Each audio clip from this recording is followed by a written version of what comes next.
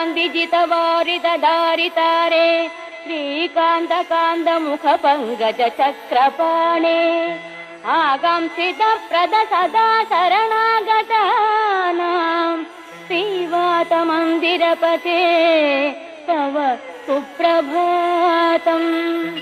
श्रीराजमानसुमनो मकुटाग्ररत्ननीराजिताङ्घ्रियुग भक्तजनैकबन्धो नारायणाच्युत हरे भगवन्मुरारे श्रीवातमन्दिरपते तव सुप्रभातम्।